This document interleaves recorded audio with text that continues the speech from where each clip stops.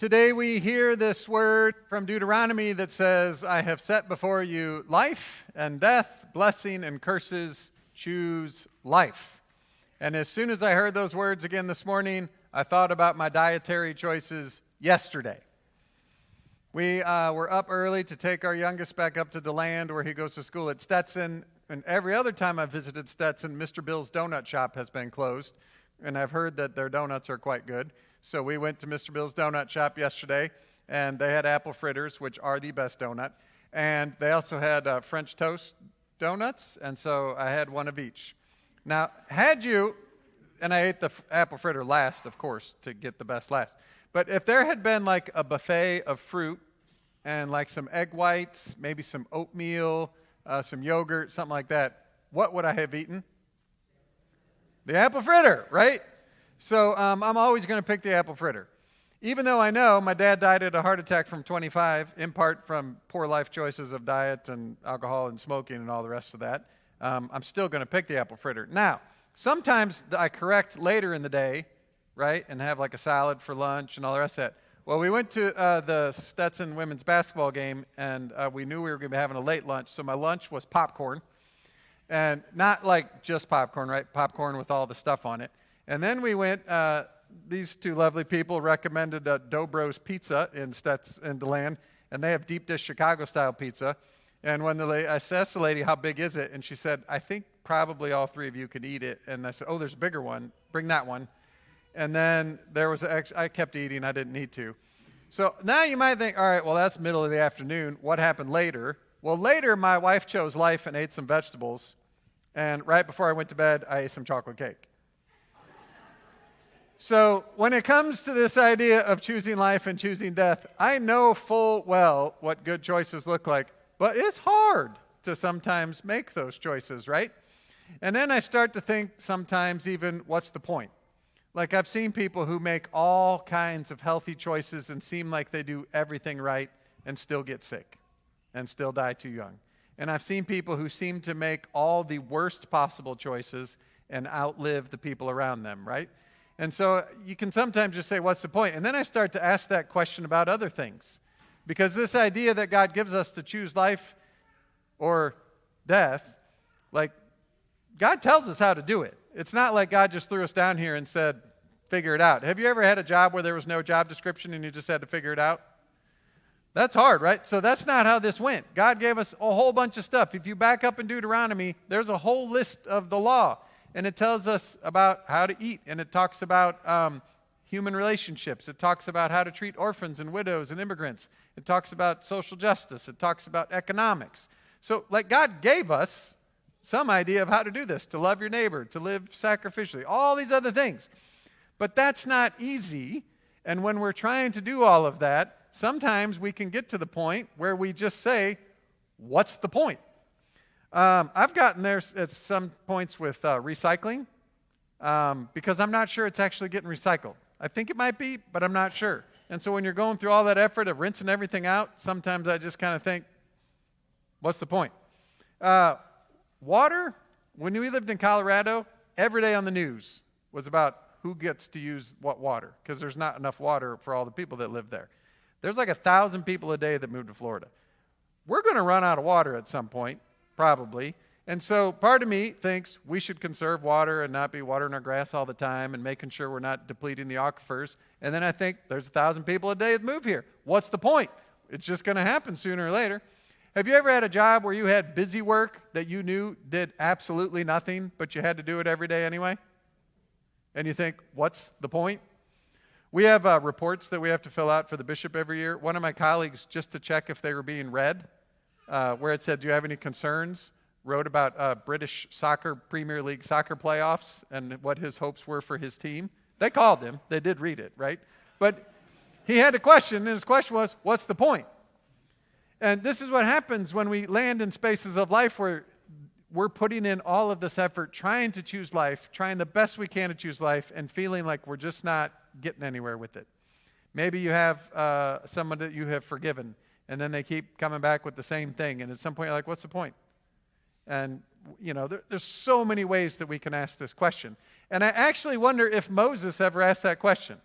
Because the first, like, boom, they're out of slavery into the wilderness, and the first thing the people say is, can we go back?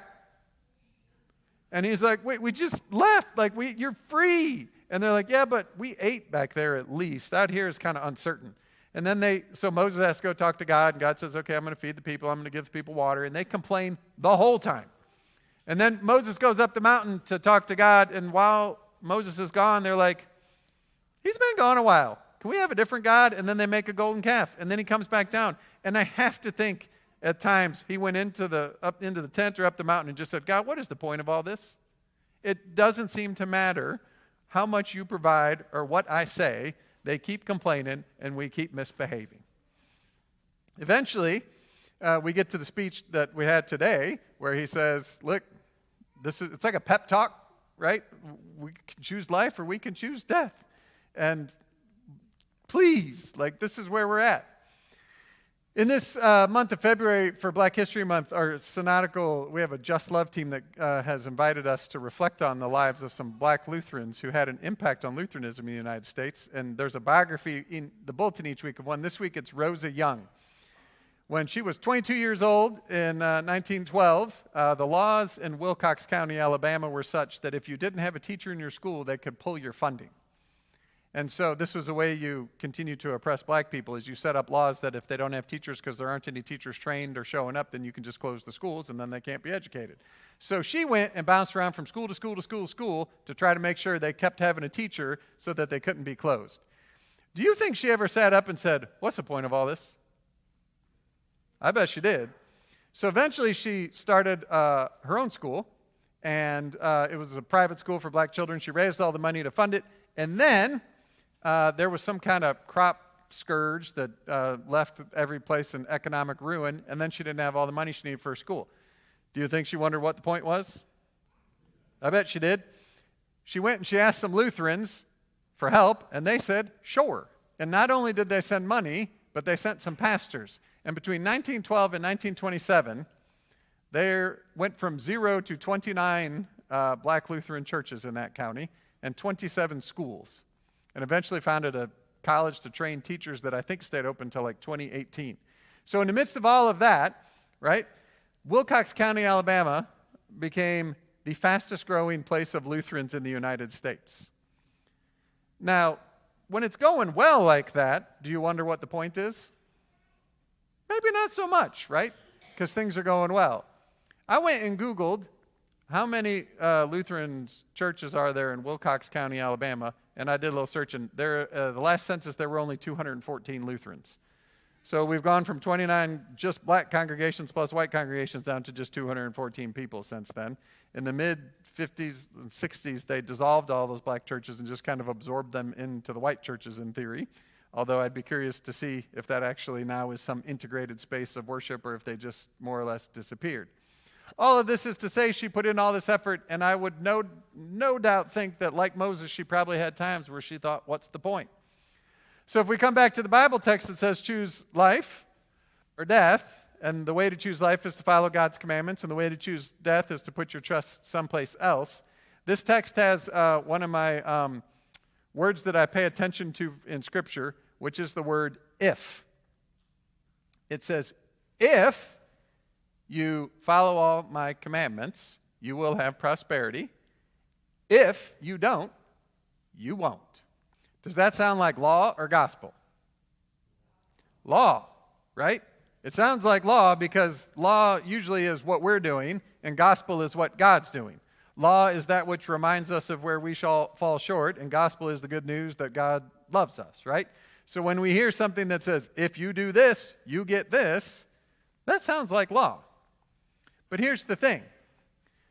Moses is given this speech to the people towards the end of Deuteronomy, and when I heard it, it reminded me of like a halftime speech or a pregame speech you see in like a movie. I talk about Hoosiers. If you've seen that movie, right? You got this small town basketball team that's going to the big city, and they walk into the gym, and it's the biggest gym they've ever seen. And then he has them get out the tape measure and find out that indeed the basket is just the same height, and the free throw line is the same length out, and kind of just says it's the same game, right? And he's giving them this pep talk so that they can live into this place that seems a little scary. My favorite TV show, many of you have heard me say this, is Ted Lasso. He tried to give the same speech when his soccer team from their little place went to big Wembley Stadium. And he goes, look, it's the same size. And then they all said, actually, no, the fields are all different sizes. So his speech kind of started to fall apart. But Moses is here with the people, and he's saying, listen, God has given us this path, choose life or death. Now, the reality is, in like a basketball game or a football game, when the coach gives the speech, they then go out with the team, right? They're on the sideline, calling plays, shouting at the players, encouraging them. That's not what is happening here. This story takes place just before the people are going to cross into the promised land. The very next part of the story is that Joshua gets lifted up to replace Moses as the leader. Because Moses and all the people that were unfaithful in the wilderness don't get to go into the promised land. Moses has to stop and watch as the rest of them go out. And in that way, this becomes a different kind of speech. It reminds me of when my parents dropped me off at college. My first semester, my freshman year at the Rose-Hulman Institute of Technology in Terre Haute, Indiana. It was an interesting place. In the amount of time it took me and one of my parents to find the person to tell me where my room was, some move-in crew had put all my stuff in my room. So our time of transition from, hey, we have a kid at home, to, hey, he's gone, was like 15 minutes. Like, we got there, and then they were leaving. And I remember standing at the back of the van, and my dad having some words of wisdom for me, and then he started to get teary, and then my mom punched him in the shoulder and said I wasn't going to cry. But there they were, right? And now I've done this with my two kids, right? You take them there, and you've done what you can to hopefully raise them and maybe teach them to choose life and not death, and blessing and not curses, and then you just have to, right, let them go to make their own choices, live in a space. That's where Moses is at. They all got to go, and he's looking back and saying, you know what? There were lots of times where I wondered what the point of this was, and now you all got to go and choose better maybe than we did, and try to choose this path that God has. But here's the thing. They're on the cusp of the promised land. They've already been freed from Pharaoh. God has taken care of them all the way through the wilderness. God has taken them to the place that they are promised to go. God has not abandoned them at all. It's just that some of them don't get to go across the river, and God will be with all of them on both sides of that river. So that when Moses gives this speech and says, choose life, not death, if you follow God's commandments, you get life, and if you don't, right, then it doesn't go very well. God's already done all the work. God has chosen Moses. God has called the people out of slavery. God has taken them all the way to the place that God has promised to take them, which means that this thing that sounds like law actually is grace. It's God saying, I gave you free will. You're not robots. And the way that you live into this gift that I have already given you, you're free, is to maybe try to love one another and not murder one another and not steal each other's spouses and not do all the rest of this stuff, right? All of that law is there to sort of serve as a mirror and a reflection for us to try to choose life, right? So in that way, it's a gift. But we can still, even with that gift, I think, get to that point of wondering, what's the point? Like if Moses could have seen well into the future, he would have seen them cross into the promised land, they would have started the monarchy, and then eventually that would have failed, and they would have all got carried off to Babylon in exile, and the temple would have got torn down.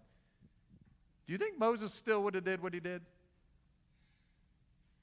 I bet he would have. Do you think Rosa Young, if she could fast forward and see what happened to all the stuff she built, would she still have done it? Of course she would have, right? Because the point isn't that we outlive ourselves, and the point isn't that we earn God's love. It's that we are already freed by grace, and that when we go out into the world and do the best we can choosing life, it impacts the world around us. For all of his frustrations and struggles and grumbling of the people, Moses had an impact on their lives. And for all of her bouncing around and famine and all the rest of the stuff that Rosa Young battled, she had kids that learned and teachers that were trained, and all of that brought some kind of grace into the world. Now, whenever I read the story of Rosa Young, it makes me feel lazy, right? We all probably know people like this where you're like, what am I even doing? Like, they started 29 churches and 27 schools, and I ate 2 donuts for breakfast yesterday and popcorn for lunch and chocolate cake for dinner. Like, But the point isn't necessarily that we all accomplish all these huge big things that end up in history books. It's that God is with us, already freed us, and invites us to the path of life. And whether we walk it or not, God is already with us. Whether we're successful at it or not doesn't really matter. Whether we see the point or not, God is still right there.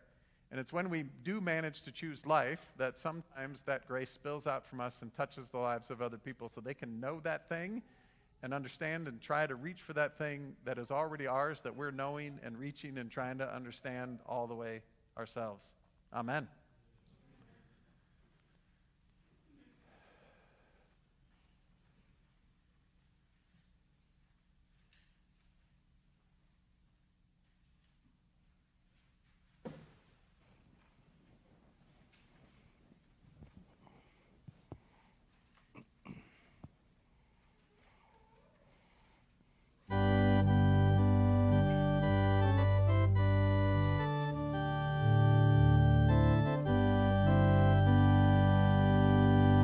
Some glad